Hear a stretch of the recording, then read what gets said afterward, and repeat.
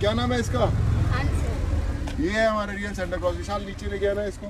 মানবিক কাজের জন্য বরাবরই প্রশংসিত বলিউড অভিনেতা সোনু সুদ। অভিনেতাকে বলা হয়ে থাকে গরিবের মাসিহা।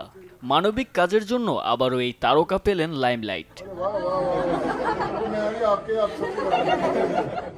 ভারতের জয়পুরের একটি ২২ মাস বয়সী ছেলের জীবন বাঁচানোর উদ্যোগ নিয়েছেন এই অভিনেতা। শিশুটির জীবন বাঁচাতে বিশ্বের সবচেয়ে দামি ইনজেকশনের ব্যবস্থা করলেন তিনি। সেই ইনজেকশনের দাম ১৭ কোটি টাকা।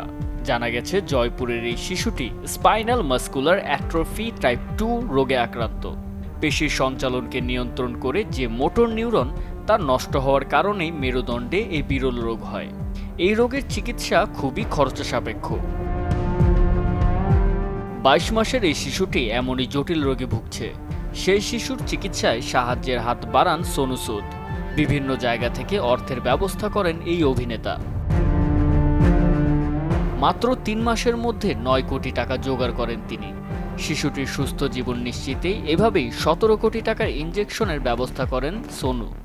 আর তাই বরাবরের মতোই ভক্ত অনুরাগীদের প্রশংসায় ভাসছেন এই অভিনেতা। এর আগেও বিভিন্নভাবে মানুষের পাশে দাঁড়িয়েছেন সোনু। করোনাকালীন সময়ে অনেকের জীবনে ঈশ্বর হয়ে উঠেছিলেন তিনি। ২ হাত উজাড় করে সাহায্য করেছেন অসহায়দের। মানবিক কাজের পাশাপাশি ক্যামেরাতেও নিয়মিত রয়েছেন সোনু সুদ। বর্তমানে ফাতেহ সিনেমার কাজ নিয়ে ব্যস্ত তিনি। মুখ্য চরিত্রে অভিনয়ের পাশাপাশি এটি পরিচালনাও করেছেন সোনু। আর এতে তার সাথে জুটি বেঁধেছেন জ্যাকলিন ফার্নান্দেজ। এই বছরই মুক্তি পেতে পারে ফাতেহ।